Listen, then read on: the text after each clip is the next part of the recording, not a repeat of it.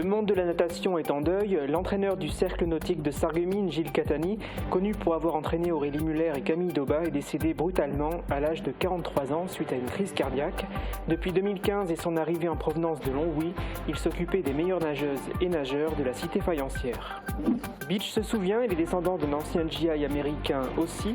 Venu tout droit des États-Unis, une famille a participé à la cérémonie organisée en l'honneur du 79e anniversaire de la libération de la ville de Beach. Ils ont vécu en Moselle-Est, une journée riche en émotions. Avant de faire eux-mêmes la classe, ils doivent continuer de suivre des cours. Ils, ce sont les étudiants qui se destinent à devenir professeurs des écoles. Une grande vingtaine d'entre eux s'est rendue aux portes ouvertes de l'Inspé de Sarreguemines. Nouveauté à partir de l'an prochain, ils ne passeront plus le concours en deuxième année de master, mais en première année.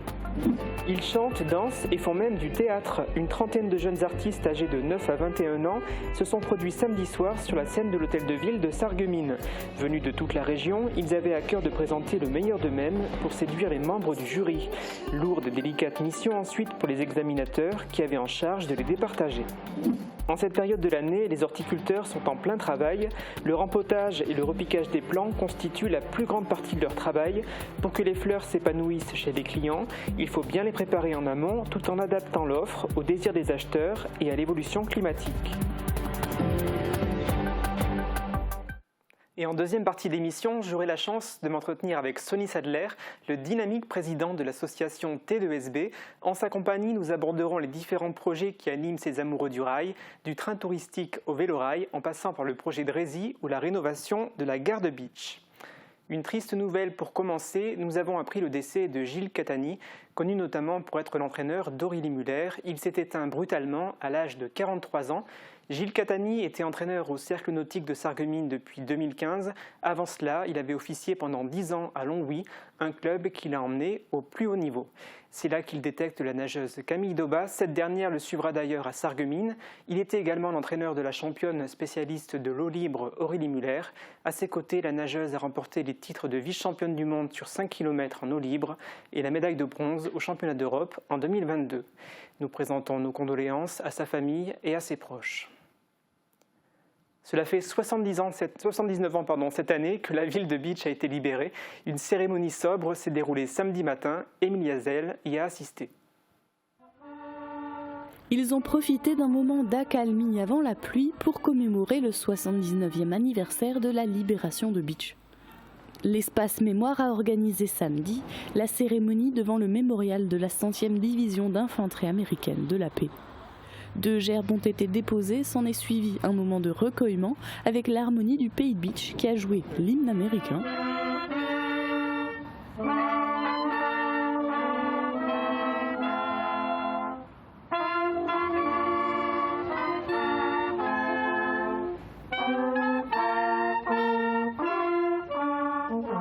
Puis la Marseillaise.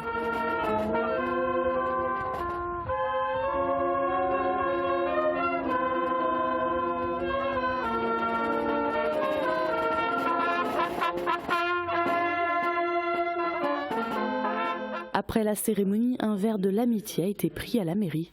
L'occasion de souhaiter la bienvenue au fils et à la petite fille d'un vétéran américain de la 100e division en visite dans le pays de Beach. En effet, pour cette commémoration, les organisateurs ont eu la chance d'avoir le fils et la petite-fille de Samuel Michaelson, vétéran de la 100e division d'infanterie américaine. Ils ont passé 2 jours dans le pays de Beach pour découvrir et comprendre ce qu'a vécu Samuel durant la guerre et pendant ses combats à Beach. La famille Michaelson a été guidée par Michel Klein de l'espace mémoire de Beach. Un reportage d'Émilie Hazel. C'est muni de ses photos et de ses connaissances que Michel Klein fait découvrir à ces 2 Américains à quoi ressemblait la Seconde Guerre mondiale. Merci. Vendredi et samedi, il a accompagné le fils et la petite fille d'un vétéran américain à plusieurs endroits du pays de Beach. Là, ils ont vu beaucoup de choses. D'abord, on a tourné un petit peu autour de Beach, on était sur Rierswiller, on était dans la forêt, voir les tranchées, les trous de combat. On était voir un petit peu les villages avec les maisons qui ont encore les impacts et les traces des combats. Et puis donc aujourd'hui on a fait le secteur de Götzenbrück, Lemberg, on a poussé jusqu'à Rimelin. Et puisque la Medal of Honor de Rimelin a été dans le même régiment que son papa. Et puis aujourd'hui secteur Chissek encore un petit peu. Et puis après on passe encore à l'espace mémoire. Ils se sont aussi arrêtés devant 2 bunkers près de la montée de la Rosselle à Beach. On est ici parce que c'est un des points où il y a vraiment eu un combat très intense au niveau des hommes du 398e. Et on a la chance d'avoir beaucoup de documents d'avant et d'après, donc ça parle tout seul. Et c'est là qu'ils se rendent vraiment compte un petit peu de la difficulté qu'était de combattre autour de ces ouvrages de la ligne Maginot.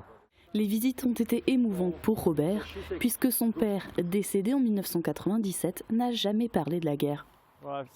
Comme je l'ai dit ce matin, je suis accablé. Et vous n'avez aucune idée de ce qu'ils ont traversé tant que vous n'êtes pas ici. Vous pouvez voir une photo, mais le terrain est affreux. Avoir une bataille ici, c'est accablant de voir ce qu'ils ont traversé. Robert et Sarah ont aussi visité l'espace mémoire et ont pu revoir l'uniforme de Samuel de la 100e division d'infanterie qu'ils avaient envoyé il y a 4 ans. Samuel Michelson est parti se battre sur le front à 19 ans. Et voilà, il est arrivé jusqu'à Beach, il a combattu à Beach.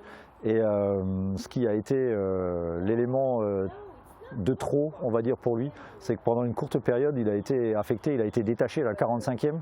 Et il a fait partie des premières troupes qui sont rentrées dans le camp de Dachau. Et ça a été une expérience qui l'a vraiment traumatisé. Il n'est rentré chez lui qu'en 1946, a ensuite repris ses études et est devenu professeur de littérature anglaise à l'université. Grâce au travail d'archivage, de collecte et de stockage de l'espace mémoire, la famille a pu avoir des réponses à leurs questions. Et je veux vraiment remercier Michel pour ce séjour incroyable de 2 jours. À mon humble avis, vous avez un trésor national avec Michel, avec ses connaissances encyclopédiques de toutes les batailles de Beach. The Battle of Beach. And he got $125 for being discharged. $125. Pour toutes celles et ceux qui rêvent de devenir professeurs des écoles, de collèges ou de lycées, c'est l'établissement qu'il faut viser. L'Institut national supérieur du professorat et de l'éducation ouvrait ses portes le samedi 16 mars à Sarreguemines. Des étudiants de toute la région sont venus se renseigner sur le programme éducatif proposé par le campus transfrontalier. Camille Henriot nous en dit plus. Ce samedi 16 mars, 25 personnes ont assisté aux journées portes ouvertes organisées à l'INSPE de Sarreguemines. La spécialité de l'établissement, ce sont ces formations linguistiques approfondies. Elles sont accessibles à partir d'un bac+3. Aujourd'hui, 2 parcours existent en master MEF. Allemand langue renforcée ou parcours bilingue, anglais, italien ou espagnol en première langue, suivi de l'allemand en seconde langue, à un niveau plus élémentaire. L'établissement peut accueillir jusqu'à 50 étudiants. À noter que les étudiants devront passer le concours de professeurs des écoles dès la première année de master. C'est suite à une réforme du gouvernement. Alors mieux vaut s'y préparer dès maintenant. Ils seront déjà fonctionnaires stagiaires. Donc qui dit fonctionnaire stagiaire dit rémunération, etc. Et du coup, on va être obligé de réviser toutes nos maquettes de formation puisque jusqu'à présent, on était sur la préparation à l'exercice du métier et sur la préparation au concours. Maintenant, on va être centré sur la préparation à l'exercice du métier. Vous avez jusqu'au 24 mars pour déposer votre candidature sous la plateforme Mon Master. Le métier de professeur attire malgré les difficultés rencontrées par les professionnels. À l'appel de nombreux syndicats, les fonctionnaires sont appelés à se mettre en grève aujourd'hui pour obtenir notamment de meilleurs salaires. Une manifestation est prévue à Metz en début d'après-midi. Cette journée de mobilisation pourrait être particulièrement suivie dans l'éducation nationale avec l'absence de plusieurs professeurs dans les établissements scolaires. Samedi soir à Sarreguemines, les jeunes talents ont brillé. Ils proposaient du chant, de la danse, de la musique et nouveauté cette année, du théâtre. Encore une fois, tous les jeunes participants du concours Jeunes Talents se sont mobilisés sur la scène de l'Hôtel de Ville pour montrer leur talent et ils avaient aussi la possibilité de remporter des prix. Camille Henriot a suivi pour nous cette soirée organisée par le Lions Club de Sarreguemines.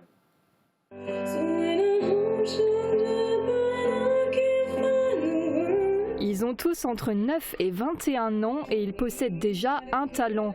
Chanteurs, musiciens, danseurs, une trentaine de candidats venus de toute la Moselle et de la proche Alsace ont brillé sur la scène de l'Hôtel de Ville ce samedi 16 mars. Tous ont tenté leur chance au concours des jeunes talents organisé par le Lions Club de Sarreguemines. Heureusement que ma femme s'est cassé la jambe en sortant de l'avion à Roissy. Sinon, on aurait eu l'air de quoi? Nouveauté cette année, les candidats pouvaient participer à une toute nouvelle section théâtre avec une participation soit en groupe, soit en solo. S'il n'a rien à dire, il ferait mieux de se taire. Oui, c'est trop facile. C'est trop facile. Vous voudriez que je fasse comme tous ceux qui n'ont rien à dire et qui le gardent pour eux? Eh bien non, mesdames et messieurs. Moi, quand je n'ai rien à dire, je veux qu'on le sache. Une nouvelle expérience appréciée par les quelques volontaires de cette catégorie. Ça changerait quand même de spectacle de théâtre finalement. On est moins sur la scène, on essaye de donner un aperçu plus condensé de ce qu'on sait faire. Là en l'occurrence j'étais en solo donc c'était bien différent. C'est un autre aspect du théâtre parce qu'on n'a pas de collègues, on est seul face au public, on parle au public et j'ai trouvé ça vraiment très intéressant. Émerveillé par les prestations de ces jeunes talents, le jury a eu beaucoup de mal à les départager. Je trouve là qu'il y avait quand même une catégorie entre les 11-15 ans, il y avait vraiment des pépites. Il y avait des gens qui chantaient extraordinairement bien. Et donc ça fait plaisir à voir, de voir des jeunes de 11, 12, 13 ans qui chantent comme ça. Donc avec des belles chansons françaises aussi, il y avait aussi la chanson française. Et donc c'est très cool. Non, toujours une très belle soirée pour moi.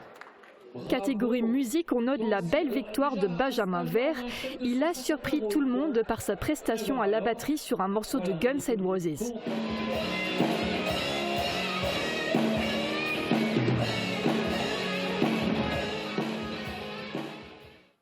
Impressionnant. Le printemps approche à grands pas et entre repiquage et dernier bouturage, c'est le rush dans les pépinières. C'est aussi la période où sont préparés tous les végétaux de la saison suivante. Exemple à l'horticulture familiale Litzenburger à Biesbrück dans ce reportage de Colline Lexpert. Ce matin, pour Elodie, c'est préparation de composition avec des espèces déjà bien fleuries. Alors à l'approche de Pâques, les gens veulent des compositions déjà toutes prêtes, donc on prépare des petites coupes à poser directement à poser chez soi ou au cimetière. Juste derrière, les horticultrices s'activent aussi à repiquer, le plus gros de l'activité en cette saison. C'est un rempotage, repiquage qui va permettre à la plante de se développer un peu plus. Est-ce que c'est des plantes qui vont être vendues cet été pour fleurir les extérieurs? Donc c'est maintenant pour qu'on puisse la voir s'épanouir, grandir et fleurir à la maison. Comme ces marguerites d'Afrique, des milliers de semis sont mis en terre à l'aube du printemps. Si les grands classiques demeurent cultivés, dans cette pépinière familiale, Elodie adapte son offre au fil des années en fonction des goûts des clients et du changement climatique. Il y a une plante que j'ai commencé à cultiver il y a 3 ans à peu près. C'est un pétunia retombant, il s'appelle Vista ou Mini Vista en fonction de la taille de la fleur et qui demande moins d'eau que le classique pétunia surfinia qu'on avait du temps de mon père où il fallait passer tous les soirs avec l'arrosoir, quoi. Ça c'est des nouvelles génétiques comme ils disent où ils cherchent les meilleures résistances à la sécheresse, au fort ensoleillement aussi. Eh ben, ça promet dans les jardins. La météo du jour devrait être favorable, mais demain, quel temps fera-t-il? Je ne le sais pas encore, mais Sandrine Serbino, si, écoutons-la. Couverture et zinguerie, une toiture Moder Habitat apporte sécurité, protection et pérennité par tous les temps.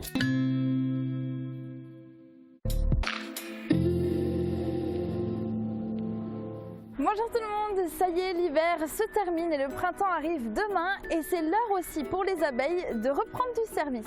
Elles commencent à sortir de leur ruche quand les températures extérieures atteignent les 11 à 12 degrés et vont butiner dès les premières floraisons. Et si nous nous réjouissons de les revoir, malheureusement cela annonce aussi le retour des guêpes et des frelons. Et notamment le frelon asiatique qui est de plus en plus présent en Moselle. Il est assez facile de différencier une abeille d'une guêpe ou d'un frelon. Et si jamais vous apercevez des nids de ce type, n'hésitez pas à faire appel à un professionnel pour les faire enlever. Mais avant leur retour, on va pouvoir profiter d'une belle première journée de printemps. Demain sera la plus belle journée de la semaine avec un grand soleil dès le lever du jour et des températures qui vont progressivement monter jusqu'à 18 degrés au meilleur de la journée. Demain, nous fêtons les Herbert et il fera jour de 6h33 à 18h44. Passez tous encore une très belle journée en notre compagnie et à demain!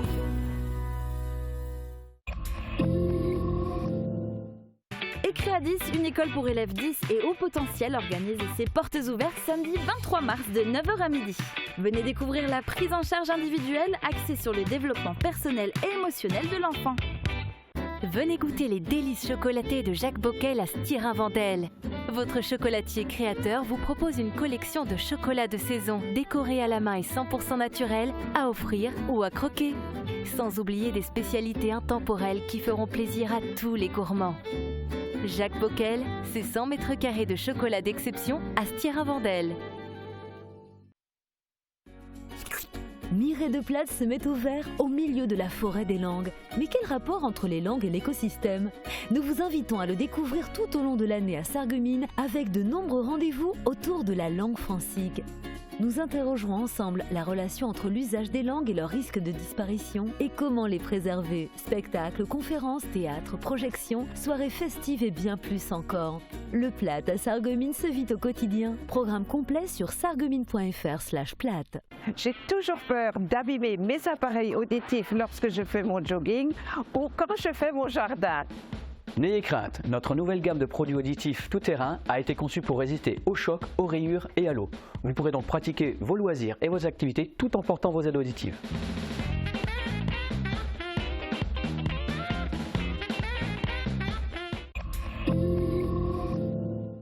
Comme annoncé en début d'émission, je ne suis pas seul sur le plateau. J'ai la chance effectivement de recevoir Sonny Sadler. Bonjour.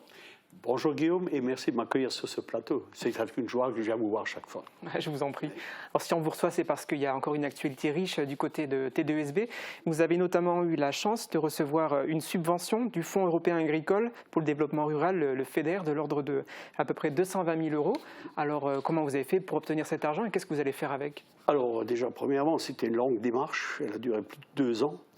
Donc il fallait étayer tout ce projet, hein, ce qui n'est pas évident. Il y avait beaucoup de concurrence, mais finalement il a été retenu parce qu'il était sérieux. Hein, et il y avait vraiment beaucoup de choses qui étaient intéressantes. Au niveau du tourisme, du développement du tourisme dans les secteurs ruraux. Hein. C'est d'ailleurs le nom FEDER Relance, c'est pour les secteurs ruraux.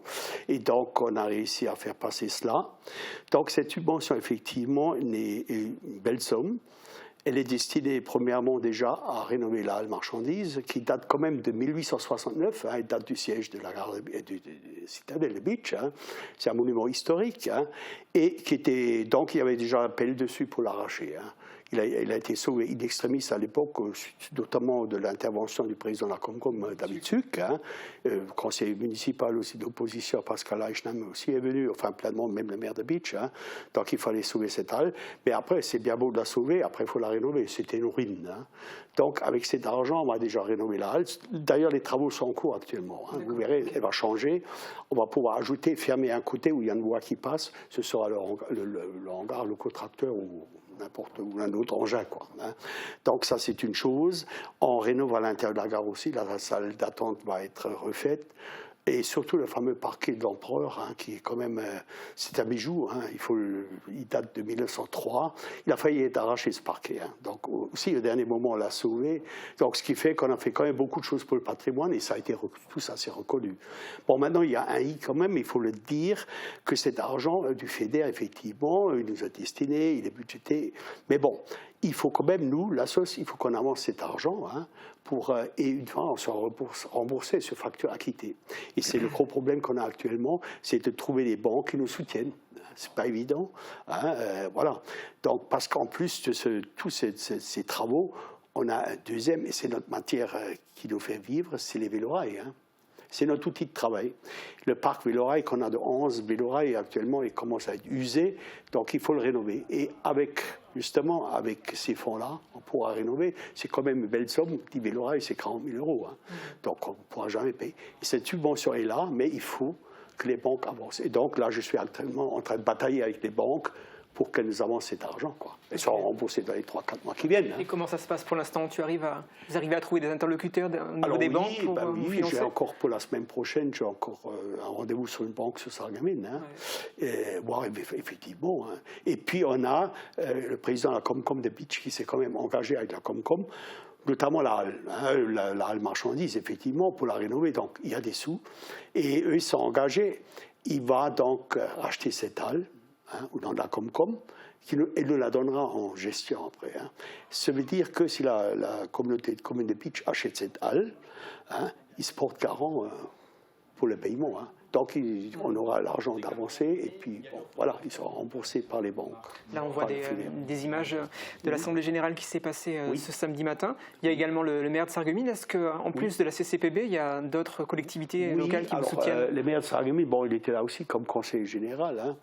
Mais bon, comment parler régional, pardon, oui. Comment parler de la ligne Sarreguemines Beach Niederbronn, hein, donc il est concerné aussi par cette ligne, hein, et il sait tous les travaux qu'on a effectués, hein, il nous connaît, il nous reconnaît. Hein.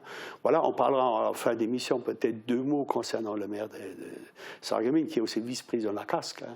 Là aussi, il y a un autre projet sur les rails, hein, mais on en parlera peut-être brièvement.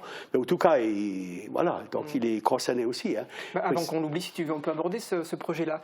Je crois que ça se passe au niveau de l'Europol sur Sarreguemines, la présence de voies, vous voudriez éventuellement les réutiliser pour faire transporter des marchandises? Moi, ce que je ne comprends pas, hein, ça fait des années que je passe à côté, il y a une voie ferrée.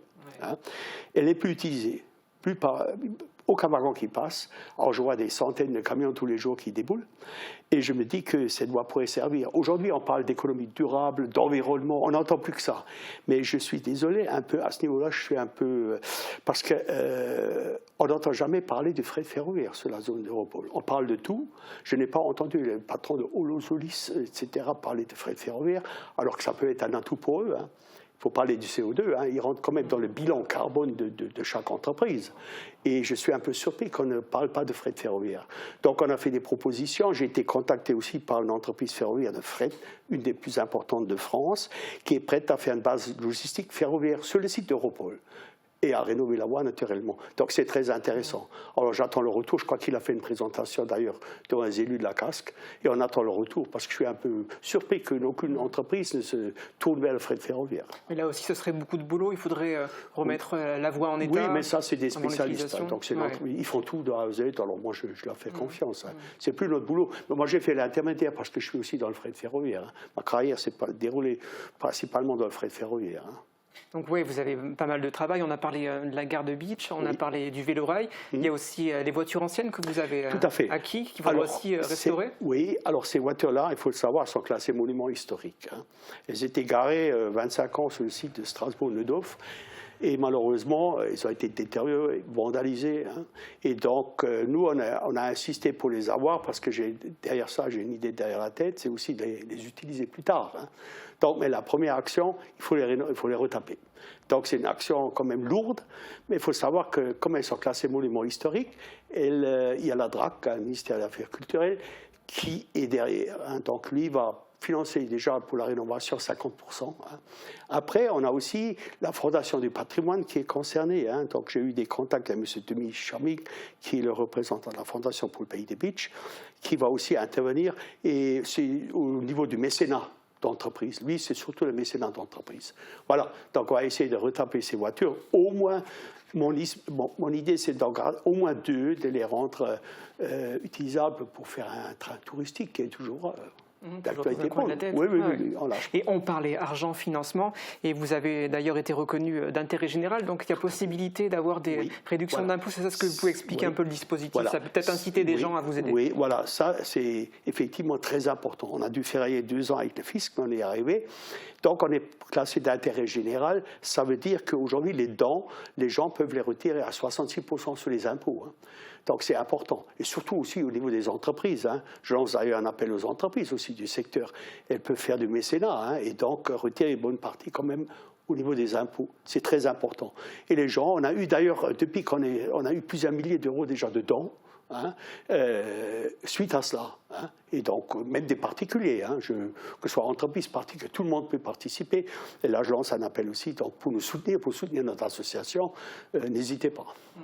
Alors, le but premier de votre association, c'est d'avoir un train touristique qui circule de Niederbronn à Sarreguemines, c'est ça? Alors ça, oui, effectivement. Bon, ça, c'est un peu difficile pour le faire, il faut être honnête. Hein, c'est lourd comme investissement. Par contre, pour nous, le meilleur endroit, et j'avais parlé avec des spécialistes des trains touristiques, puisqu'on est adhérent à la Fédération des trains touristiques, qui nous ont conseillé de faire ça sur une distance au début de 10 km. Et la plus belle distance, c'est de Beach à Lemberg. Et c'est un des plus beaux endroits, vous passez par la tranchée de Lemberg, et c'est là-dessus qu'on joue, effectivement, pour faire un train touristique. Allez, un dernier projet pour conclure, c'est le projet de Rézy. Là aussi, il est sur de bons rails. Comment ça avance? Oui, alors il est sur de bons rails. Bon, ça, c'est les élus qui vous en parleront mieux que moi. Hein. J'ai des brides d'infos. Mais il faut savoir une chose, et ça, TDSB, il est pas aussi pour quelque chose. On a quand même défriché, débroussaillé depuis des années. C'est un travail colossal. La gare est vraiment nickel. Vous pouvez voir, je vous invite à venir la voir, pour accueillir ce Rézy, pour faire des tests. Parce qu'il s'agit de faire des tests. Donc on le saura plus par l'avenir. Mais en tout cas, ça peut être complémentaire à nous. Pour moi, s'ils ouvrent une ligne voyageurs, je pense qu'ils ouvriront d'abord Beach Niederbronn. Je pense, c'est mon avis à moi, hein, avant d'aller vers Sarreguemines, c'est quand même un gros projet. Mais s'ils ouvrent Beach Niederbronn, c'est tout bon pour TDSB. On pourra acheminer notre matériel par la voie SNCF au lieu de par la route, qui coûte un rein. Et puis... j'ai déjà des contacts avec des associations touristiques qui ont des trains vapeur, qui seraient prêts à venir un week-end sur Beach avec un train à vapeur, du jour où on est embranché. Donc ça peut être un atout supplémentaire pour nous. On ne va pas aborder tout parce qu'autrement, ça dure encore une demi-heure cette émission. Mais il y a aussi cette question qui était là au niveau des militaires pour avoir cette possibilité de venir à Beach, justement. Ça peut être un frein, donc ça peut être intéressant d'avoir un autre moyen que la voiture pour venir sur Beach. Tout à fait, là vous mettez l'accent dessus. Effectivement, je crois que l'armée aujourd'hui, elle souffre un peu par ça. Je ne sais pas, il manque de recrues. On m'a dit que certains jeunes ne viennent pas parce qu'ils ne sont pas attirés. C'est un enclave. Beach est enclavé. Il faut le dire comme c'est. Hein. Et donc, ce serait un atout, la voie ferrée serait un atout pour ces jeunes. Et même, j'étais plus loin, même, on a le raccordement vers Beach-Camp, hein, pourrait toujours être refait au niveau du matériel aussi à HPD. Hein. Vu le contexte actuel qu'on a, assez guerrier. Hein. Donc, ça peut pour l'armée, ça peut être un atout. Ça peut être qu'un atout. Hein. Pour conclure, j'aimerais qu'on parle un petit peu du Vélorail. Alors, quelles seront les prochaines sorties? Est-ce qu'il y a déjà des dates de fixées? Comment il faut faire pour aller sur notre site. Il faut aller sur notre site de T2SB. Hein. On va faire un affichage aussi. Hein. Donc, normalement, on commence fin mai, début juin. On va commencer pour le public. Hein. Ils verront les affiches. Hein. Et on va faire des nouveautés, naturellement. Hein. On va prolonger jusqu'à Lemberg. Ça va faire 2 heures de Vélorail au moins, pour les plus sportifs. Hein. Ça monte. Et puis, on va aussi faire un Vélorail de nuit. Hein, nocturne plutôt. Hein. Le soir, ça va être quelque chose de tout à fait particulier. Hein. Donc, on a plein de projets dans nos... Un dernier chiffre, est-ce que vous pouvez me dire combien de personnes font du Vélorail chaque année grâce à vous? Là, on est actuellement, on tourne à peu près autour de 3000, hein, 3000 personnes pour que les grands week-ends. Hein. En semaine, on fait pour les écoles, les lycées, aussi les comités d'entreprise. Hein. Donc, on fait en semaine, c'est sur demande. Hein. Ils peuvent s'adresser à nous. Je lance un appel aussi au comité d'entreprise. N'hésitez pas à venir nous voir. Hein. On peut vous organiser quelque chose. On en a fait plein l'année dernière. Même pour le CHS, hein, on a fait des sorties pour le CHS. Vraiment où les malades étaient vraiment charmés dans la nature là-bas, c'est quelque chose. Hein. Voilà, on les sort un peu de leur milieu habituel. Bon, merci Sony d'avoir évoqué avec nous cette actualité très riche au niveau de T2SB. Oui. Et puis on peut admirer quand même ton dévouement et ton dynamisme encore à l'âge de, si on peut le dire, 73 ans. Oui, on est encore jeune à cet âge-là. Hein. Voilà, je te remercie tout plein de nous recevoir et je lance un appel à tout le monde. Soutenez-nous, venez nous voir. Voilà. Le message est passé. Voilà, merci Sony. Merci.